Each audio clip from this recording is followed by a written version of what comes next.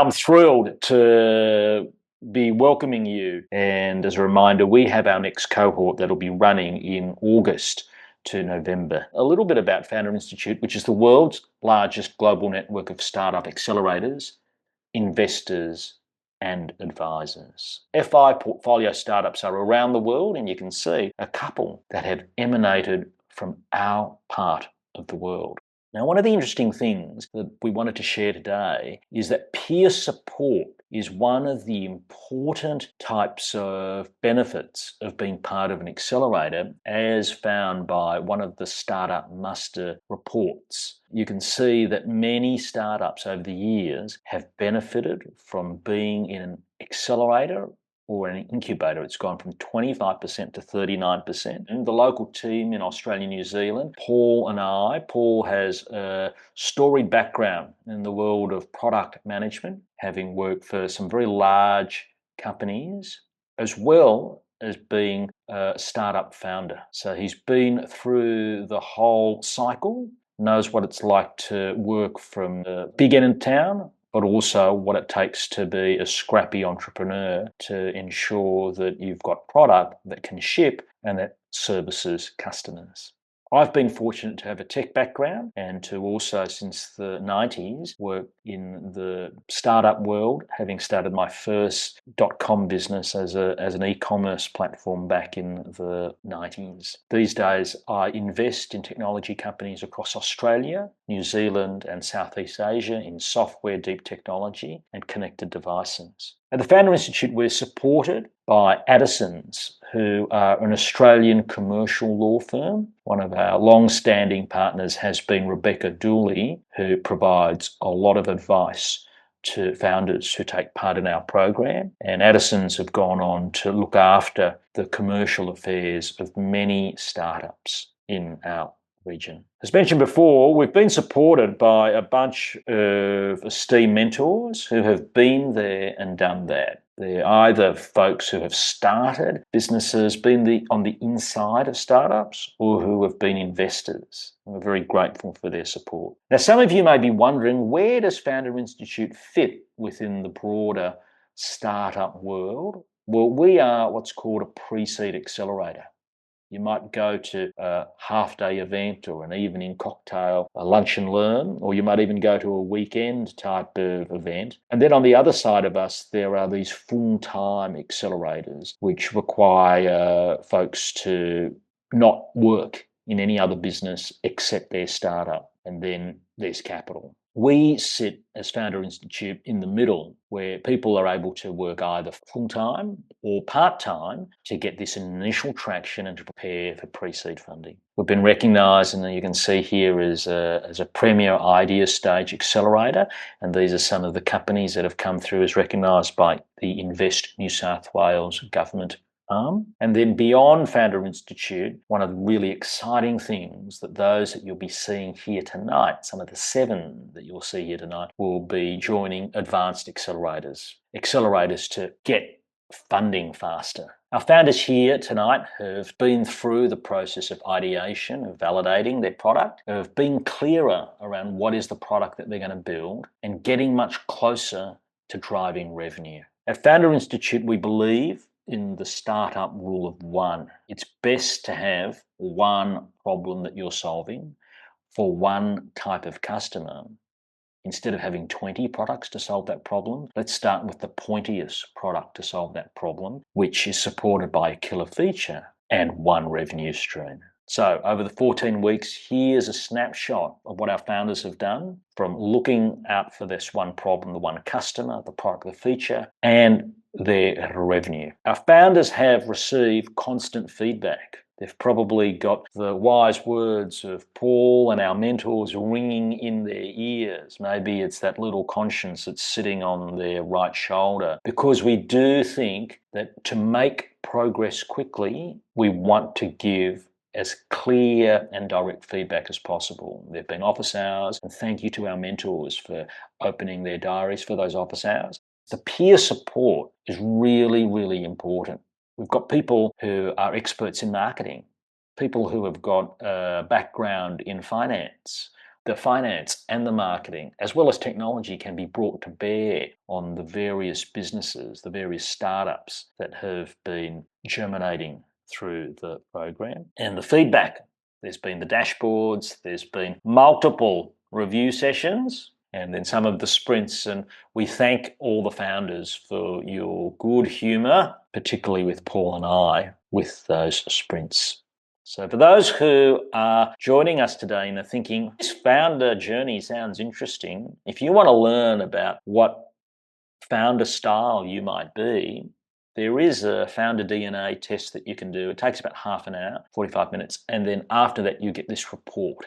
And all of the founders who have taken part in Founder Institute have gotten their DNA. I think what would be very interesting is, as the program has unfolded, particularly when there's been some stresses, when there has been feedback that's a bit different, have some of the traits that were identified in this report turned out to be true. I wanted to share, we're running a couple of events in the lead up to August. If you're interested in learning about Founder Institute, the opportunity to meet Paul and I, ask us anything, because we're starting our next program in August and it will be running through to November 2026. Thank you very much for having me. I don't have all the answers, but what I can share is what I've learned from my time at Telstra in the muru-D Labs team. muru-D is Telstra's product and tech incubation hub. We used to be a startup accelerator. Now we're looking at more follow-on investments for our existing portfolio. We have been around for some time. Our focus now is on new products and tech that you can take to the market. I spend a lot of my time working with customers and partners. And so the kinds of things that we do is we stress test innovations and products that Telstra might want to sell to our customers in the real world. So we often look at early things that are not yet on the market. So a lot of our work is building prototypes very quickly and testing them with customers. Hello, everyone. I'm honored to be here, and it is kind of a nice full circle because I was one of the early days, one of the Founder Institute mentors and co-directors, and really just holds a special place in my heart. And it's great to see it's still going strong and lots of amazing founders still going through. So my name is Cheryl Mack. I am the founder and CEO of AussieAngels. We run a platform that supports investors to run their own syndicates and funds. And I will explain why that's cool and relevant in a moment, but I'll just take you back a few years first. I started out very similar to you. 5 years ago, I was starting out with an idea, a concept, something that I thought, was a need in the market, but I wasn't quite sure who needed it, what they needed, where I was going to go with it. And I took a leap of faith. I actually started AussieAngels as a not-for-profit first because I underestimated the market. And I went out to the market and asked them, is this something that you guys want? And luckily it was, but there was definitely lots of iterations of it. And it was not a smooth journey that first year of trying to figure out how to build something that the customer wanted, how to take it to market, how to message what we had built, and then also how to scale. Like I said, I first created the AussieAngels as a not-for-profit because I was like, how many people could really want to, start a syndicate or a fund and use that infrastructure that I had built? And I thought like maybe 2 or 3 other people. And it turned, when we launched, we had 6, which quickly turned into 12, which quickly turned into 20. So we ended up flipping it to a for-profit. And that was partly because I was like, well, we need money to run this thing. If we're not for profit, I need to get charity, I need to get donations. I don't know how to do that, but I do know how to raise because I've helped a lot of founders raise over my time, including some of the founders here from Founder Institute. So we flipped it to a for-profit and raised 1.4 mil in 2022. And we just closed our second round a couple months ago, a little under 2 million. We've done 2 rounds so far. Let me touch a little bit more on AussieAngels. There have been so many ups and downs. It is like a roller coaster. So I hope you're all prepared for that. Basically, the reason that what we've done is really interesting is because we are the infrastructure platform, the back office for other fund managers and angel syndicates. We see a lot of deals, not just like a few, but actually a lot. To give you a sense of that, we have over 300 companies in our portfolio. And when I say portfolio, I mean that is across all of the syndicates that run their fund or syndicate on our platform. So we've got about 35 or 40 of them. And all of them run their own deals. They find their own investors. They find companies that they want to invest in. Some of them have a particular thesis. So there's 2 or 3 of them that are climate focused. There's one that is fintech focused. There's one that is just for female founders, and everything else in between. That gives us a really good view of the market. And we've been doing this for close to 5 years now. Not only have we done 300 deals, we've now seen a number of revaluations. We started in 2021. and it's now 2026. So that was basically the end of the ZERP era. And it was kind of a crazy period because everybody was like freaking out about, money disappearing, but we were still growing. But we also saw a slowdown in 2022, 2023. We've seen all of the things, the like crazy volatility things that have happened since then. And what I can say is that valuations, they came down, they're trending back up. It is still a matter of like good companies get funded, and speed is still the most important thing. And the other thing that I think I've seen endure is the power law. So when we talk to investors about how they need to invest, power law is still it's still enduring, and I think it will continue to be, which just means that investors need to create a portfolio, and you can be part of that portfolio. We are seeing a huge increase in, obviously everyone knows, AI hype at the moment. I think the AI hype last year was very much like, we need to invest in AI, but we're not really sure. We're a little bit scared of it. Like, we know it's a thing. Now it feels, at least in my VC world, it feels a lot more like we have a direction. Like, people are starting to nail down, like, all right, we really want to invest in AI, but there are certain aspects of AI that we really feel are more promising than others. Whereas last year it was like, everybody freak out, go find AI or don't invest in AI. Mostly go find AI and invest in it. Now it is very much, we're a little bit more focused. AI for infrastructure. Vertical AI is really hot.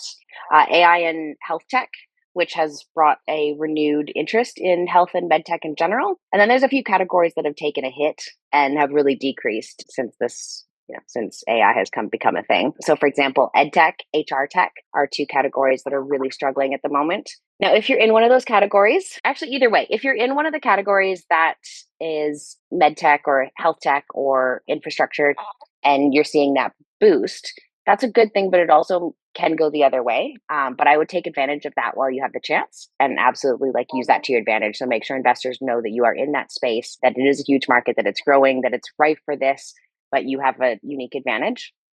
If you're in one of those other buckets, like ed tech or HR tech that is really struggling with this, it's good to know that, because you're going to get pushback from investors, and you may not know why you're getting pushback more than your peers, but it is most likely because your category is just not hot right now. There are a couple of things that you can do there. You can pivot, but you can also use that to your advantage to say, like, this is a category that is going to get upended. Absolutely. And we know that. And this is how we're going to tackle that. Doesn't mean that you're going to get VCs fighting over you, but it might mean the difference between not getting funded and getting funded. Money is slow. Money is really slow at the moment. So on our platform, like we probably process 300 to 500 transactions a month. We always see when there is volatility in the market, when there is fear or uncertainty. So for example, budget, it just comes out and everybody freaks out about CGT. Investors tend to hold on to their money longer. In our case, that looks like they don't transfer their money when we ask them to. And it takes 3 or 4 following up to actually get them to transfer their money. Why is that relevant for you? If you are raising money at the moment, know that it will take longer, not just to get that commitment, as in get the yes, but also to get them to actually transfer their funds. So you should plan for that and have enough runway before have enough runway when you go out to raise, because you don't want to be in a situation where you are literally cannot make payroll the next day if you don't get that investment. Because we are seeing, like, even us, we're professionals, right? Like, it's us, it's AussieAngels. When we ask for money, people take that seriously, but also still not. It has never, I love the saying that, like, it has never been more normal than it was yesterday. And the reality is that it's just going to keep getting crazier. But good companies are getting funded.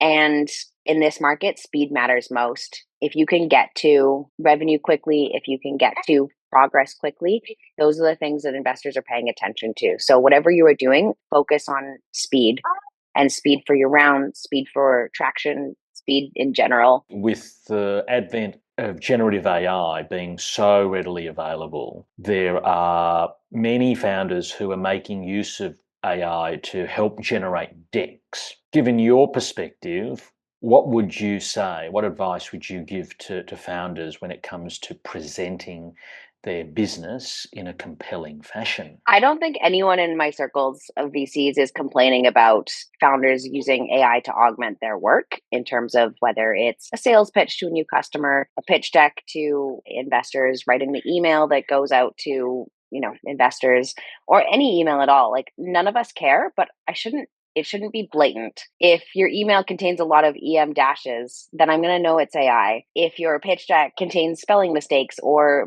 blatantly like graphics that don't make sense, like, we're going to know. That just tells us that you are not putting in the effort to review. Like AI is a fantastic tool, and there's a level of like, as an investor, I expect that you are going to be using AI to increase your productivity. So in that sense, like, I'm not going to be upset they're using AI, but I still expect there to be a level of attention to detail. And so if you are using it, make sure you are reviewing its work before it gets sent to me, so that I should question, like, it should be like I wonder if they used AI.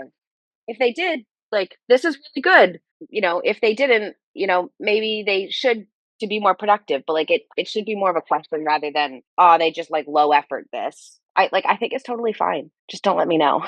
Don't make it so that I know. So in this age of generative AI, obviously it does help startups move faster, but it does remove a lot of the moats, particularly for software as a service. What are you seeing in that space, and what would you recommend for companies that are software first in what we're building? SaaS apocalypse? Yeah, pretty much.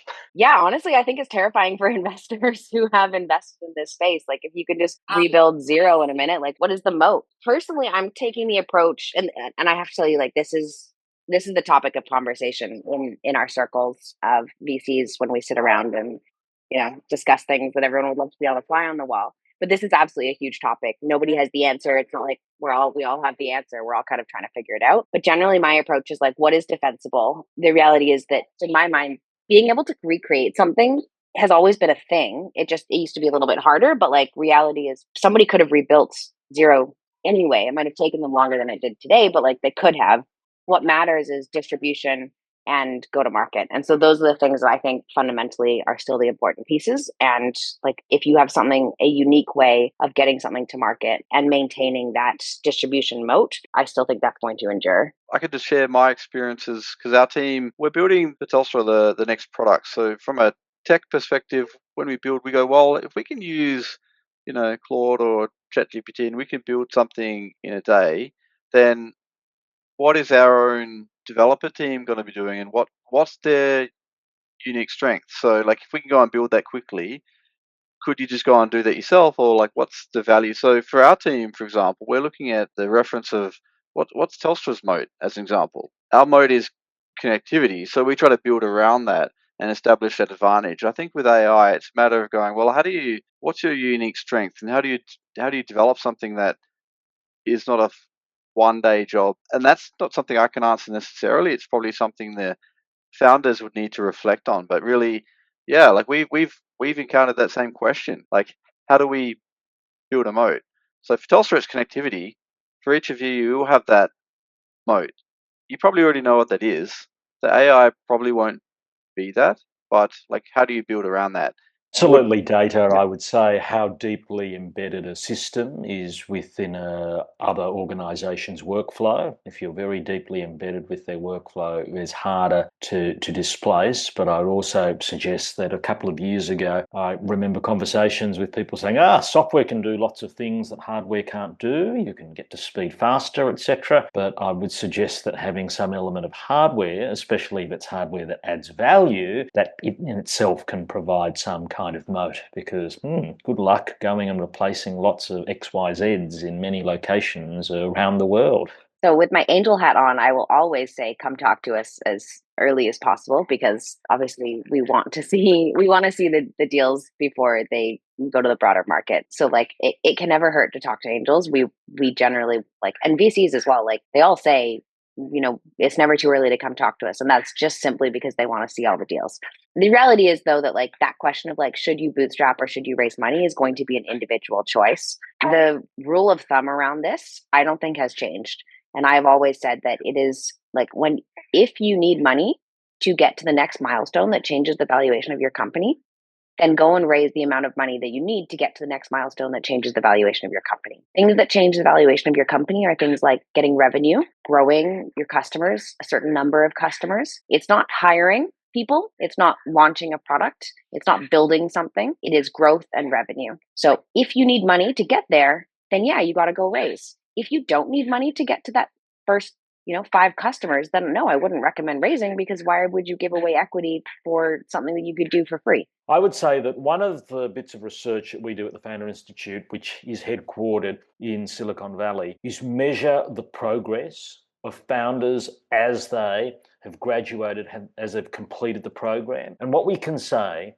is that there is a very strong correlation between speed out of the gate and then being able to be successful. There's a lot of talk about, oh, so-and-so's raised money, and I would suggest that raising money in and of itself is not really the main game. The main game is building a sustainable business. And being able to go and get to market quickly, whether it's with MVP 1, MVP 2, so that you can look after the customer quickly, so that one customer turns to 10. Keeping up that momentum while staying alive is critical.